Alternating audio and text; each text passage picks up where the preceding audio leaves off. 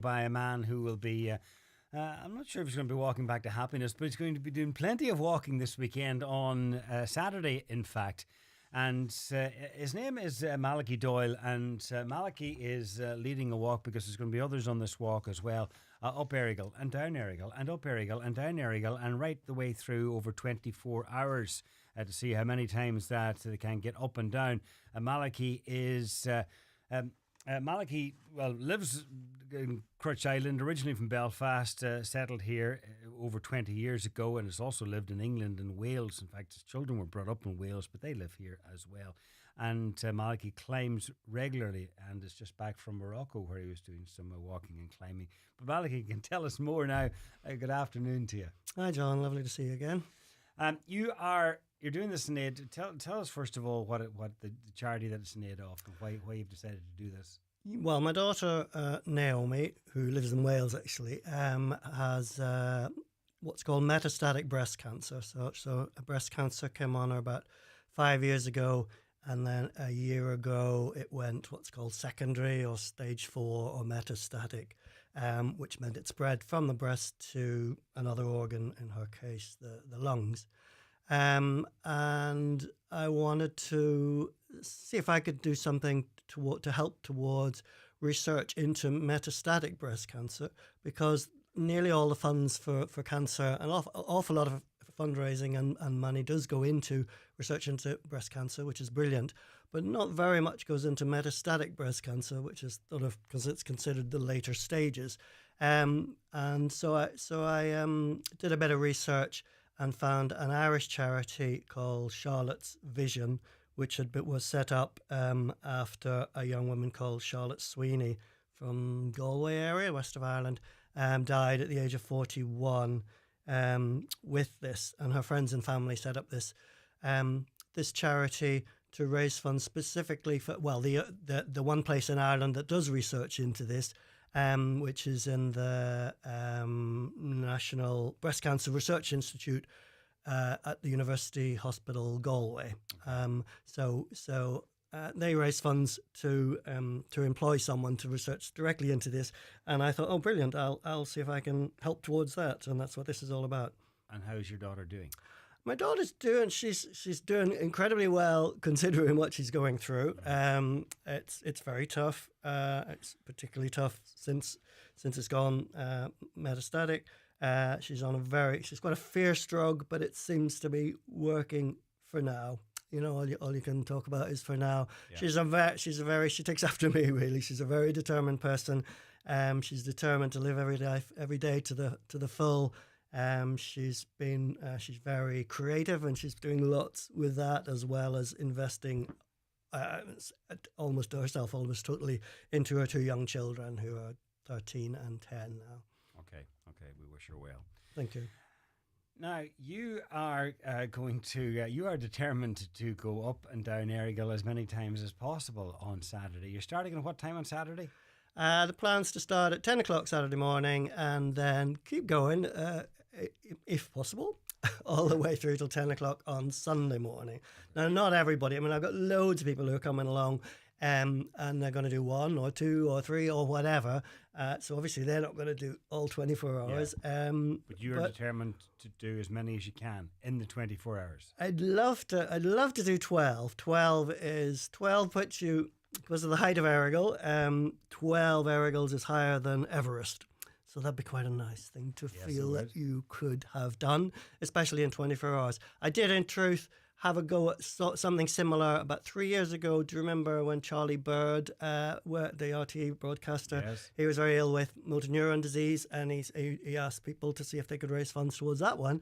And my challenge then was to I did 6 one day and 6 the next day. Okay. So I have done 12, but that was over about 36 hours. So this is a bigger challenge. But it's also become a challenge for me and lots of my friends, because I'm part of a running group, a hill running group called ARD, Adventure Running Donegal, and we're in the Derryveigh Hills sort of nearly every weekend. And lots of them, there's about 40, 50 of us all going to be out there, if not more, on the mountain through the day, and hopefully some of us through the night, seeing what we can do. So yeah, the weather's looking good, the forecast's looking good. That's important. So yeah, so I'm sort of looking forward to it, but it'll be a severe challenge. Do you mind me asking what age you are? I've just turned 71. Right. but I like a challenge, and I've a determined 71-year-old. Yeah, I really keep myself going. I didn't start this sort of crazy stuff till I didn't even start running till I was nearly 60. I've always been a bit of a hill walker, but I heard about park run just starting up in Dunlow when I was 60, and I thought, I'll see if I can break into a run one day, and I've sort of kept going ever since. So I've done 100 park runs. But then I heard about hill running, setting up with Ewan Quinn was setting up what became ARD, Adventure Running Donegal, and I joined that. And that combines my two current loves, or two of my current loves, which is running and mountains. And it's great crack. It's good fun. I love being in the hills. It's softer and more enjoyable to me than running on roads. And it's just really good fun running in the boggy mountains of Donegal. I mean, you get absolutely filthy and cold and wet, but you're doing it with a gang, and you just sort of laugh. So you meet up like once a week or something to go out? Yeah, the idea is to go out on a Saturday morning. So every Saturday morning, irrespective of weather, we're pretty much out there running Muckish or Errigal or mountains in between. Or if it's really bad on top, we might go into Glenveigh and run along the flat there or something like that. And occasionally we've done Sleeve League and been out to Inishowen recently as well. So yeah, it's great. Nowhere too wild. Nowhere too wild, and it's also open to walkers as well. So there's sort of a walking group and a running group together, and some of the walkers eventually gravitate towards having a go at running as well. So it's open to anyone really. If anybody wants to join us Saturday morning, it's called ARD. You'll find it on Facebook or wherever. Saturday's challenge. What about the logistics? Anyone taking part is going to have to look after their own food and water. And if you're going up and down Errigal a number of times, then you're going to need a fair bit of both. Definitely, yeah. I mean, some of my friends are setting up a wee tent, and there will be tea there. And but yes, you've got to bring your own provisions if you're planning to be there for any length of time. Well, don't forget the sunscreen because the weather's looking hot. Yeah. But also, obviously, if you're there for any length of time, water, hydration is key, and food as well. So bring your own. Don't assume there'll be stuff there. And obviously, there isn't a shop on Errigal, so you might get down to Rorty's garage in Dunleary. Mm-hmm. So but have sensible gear on, good strong running shoes if you've got trail running shoes or walking boots or whatever. Some of us will be running because some of us are hill runners, but don't let that put you off. It's very much open to walkers. Are you going to start? Are you going to take the long picture, or are you going to start out running and see how you get on? Is that the aim? What I'll do is, I don't run up Errigal anyway. Some people manage these sort of things, but they're a lot younger than me. But I'll hopefully be running down each time because I quite enjoy that. But normally I would get up Errigal, I don't know, about 50 minutes up and about 25 down. So I will try not to set out too fast because I'm hoping to do a lot. So obviously I won't be keeping that going at that pace. So, but if I could do each one in about an hour and a half, and it'll probably stretch to about 2 hours, then maybe 12 is possible. We shall see. But obviously I'm going to have wee breaks in between each one of whatever, 5, 10, 15 minutes. There's also a camper van there, so I might even stretch out in the bed for a little while at some point. And are you going to be sticking to the path? Yeah, definitely stick to the path. Yeah. Because that makes it a bit longer. Rather than the newish path does make it longer. I was talking about when I did it before, and that was before this path.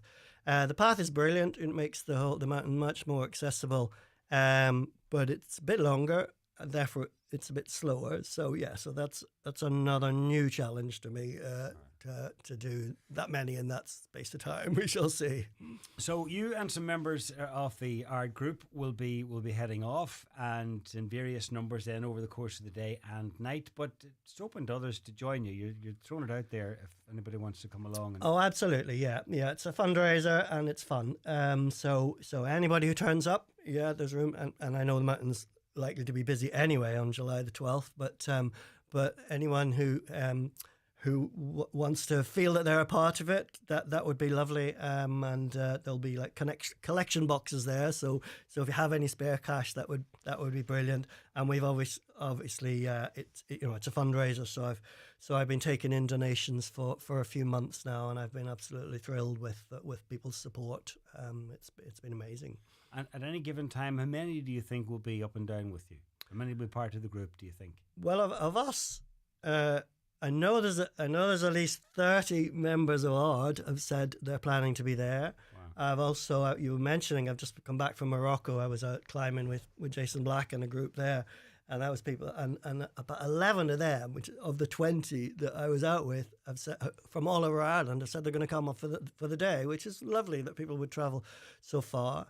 4 people from Charlotte Sweeney's family are going to be there. I'm not sure if they're planning to tackle the mountain, but they're going to be there as a way of just being a part of it and saying thanks to everybody for supporting their charity.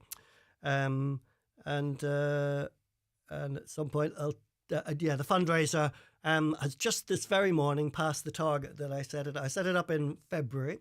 And I set it at €5,000, and I thought I was being highly ambitious there. But as you know, I aim high in life, and I thought, I'll be happy with 2,000.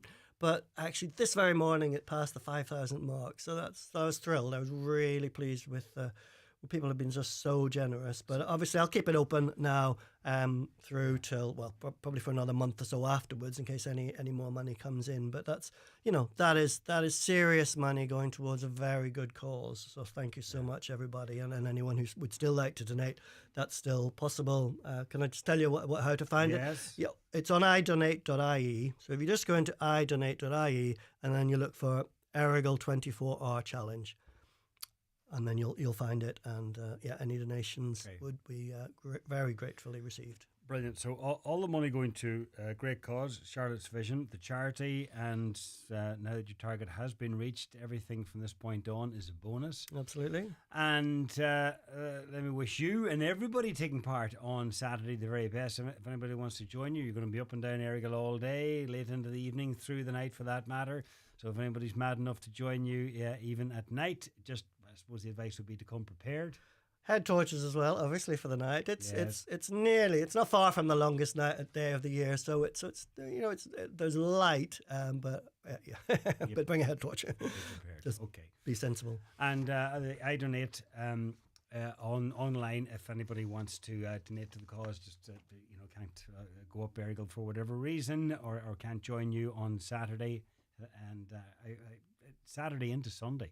Saturday into Sunday, 24-hour challenge. Yeah. Oh, and just to say, we have notified Mountain Rescue, so they're aware of what we're doing. So if you see lights on Errigal, don't panic. They know what's going on, and we're okay. Malachy Doyle, thank you very much, and the best.